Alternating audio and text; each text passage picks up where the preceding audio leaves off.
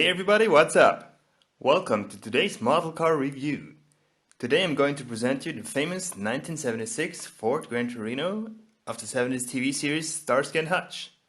This specific model is a 118 made by ERTL. I'll start by telling you a little about the history of the car, its technical specifications. Then we'll go ahead and take an in-depth look of the exterior, engine bay, undercarriage, as well as the interior of the car, and close the review with the packaging. The Starsky Hutch car was a third generation Gran Torino. Although the third generation was built from 1972 to 1976, the cars used in the 70s TV series and 2004 movie were 74 to 76 models. Due to US government safety regulations, the front and rear bumpers, as well as the front grille, differ greatly from the early 70s model years.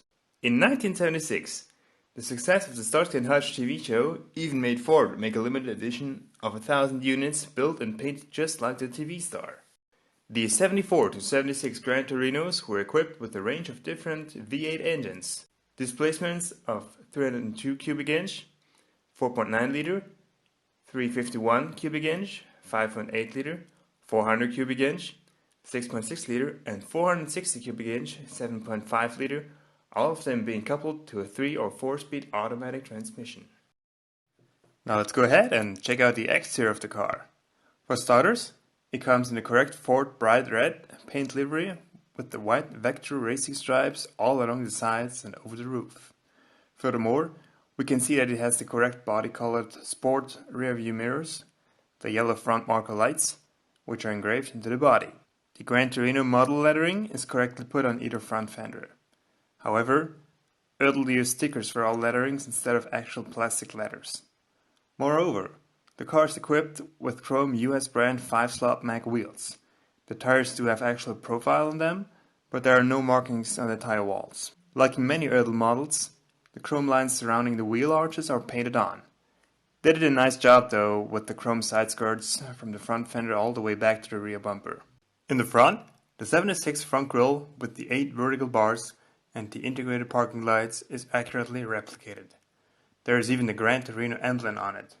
Above the grille, we can see the Ford lettering. Gran Torino aficionados will notice that the letters are actually a little too far from the grille on the flat part, instead of being just close to the grille on the inclined part of the front. Further down, we find the large bumper going all the way around the corners. It's got the correct classic blue license plate California 537ONN. They even put the 2 vertical bars in the front with the black padding on it. The tip of the white vector stripes almost touches the headlights, which is too far. I believe the design of the stripes changed a little bit over the series, but they never reached quite as far as that. Going over to the passenger side of the car, we get a close look at the red flashing teardrop police light on the roof, which is attached to the police radio unit inside. But we'll get to the interior in a few moments. Looking at the back of the car, we can see that the taillights are wrapped around the corners. This eliminates the need for rear side marker lights. They are nicely done and clearly show the white reverse kill lights in the center. Obviously, the license plate is the same as in the front. Speaking of the letterings, the Torino letters are accurately put on the center back, and so are the Ford letters on the right side of the trunk lid. The trunk lock is only painted, and to my big surprise, the trunk doesn't open at all.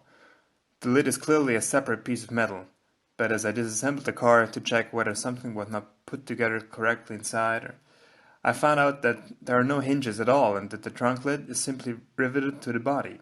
So that's a very disappointing fact, considering that the doors and the hood do open. The single exhaust pipe indicates that this model is equipped with one of the lower powered V8s, but we'll get a close look under the hood in just a second. Anyway, looking around the upper part of the car, it's nice to see ERTL painted the chrome lines around all windows. However, it's a bit odd that the color surrounding the main windows is not the same as the one following the little rear side window. The windshield wipers are hidden underneath the hood of the car, which is accurately done. But the disappointing part of it is the fact that they are actually part of the body and just painted black on top. ERTL has proven to be able to do better than that. Let me just finish the exterior by pointing out that they added a slightly bent radio antenna, which gives the car a very realistic and used touch. So let's pop the hood and take a look at the V8. In the TV series, they use cars with different engines. This one, as we can see from its sticker on the air filter, is the 351 12V 5.8 liter 152 horsepower unit. The attention to details is actually quite good. Blue air filter and valve covers, the safety stickers on the ventilator cover, chrome painted alternator. Moreover, all of the auxiliaries are visible, although not movable. Wires and hoses are all there, and even the battery clamps are painted grey. Kudos to ERTL for that. Now it's time to look under the car.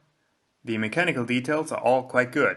The steering works smoothly, and although it's all made out of plastic, it's reasonably solid.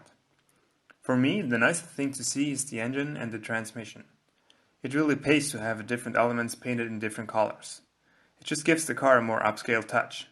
Back in the rear, we can read that it was made on a Ford license and built by ERTL, obviously. There is, however, no mention of movie production studio or anything regarding Starsky Hutch. So let's open the door and get inside the car. First of all, it's all black, so that's a good start. The steering wheel has the correct shape and the grayish accents. Even the ignition is there, but the keys are missing. It's nice to see that the gauges and everything on the dashboard does have the correct three-dimensional shape and color, rather than just being put on a sticker. As mentioned before, the cable of the flashlight is connected to the passenger side police radio unit. The microphone doesn't come off, but it's great to know that they built the whole thing. On the floor, we can see 3 pedals, so being an automatic, I suppose the left one is just for the parking brake. The front seat tilts forward to get easy access to the rear. A lot of attention to details has been put into the door panels as well. Visible lock pins on top, Gran Torino stitching in the middle, as well as some chrome elements contrast the all-black door just as in the actual car.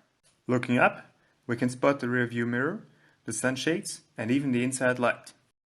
So let's shut the doors and take a look at the packaging. The box comes in traditional ERTL RC2 fashion with the big windows in the front and on top, coupled with some pictures of the main actors of the TV show. In the back, you get a brief description of the show and the car in both English and French. On the bottom, the ERTL RC2 and Ford logos authenticate that this is an official product of the toy company and the car manufacturer. Thank you so much for watching the in-depth review of the 1976 Ford Gran Torino Starsky Hutch.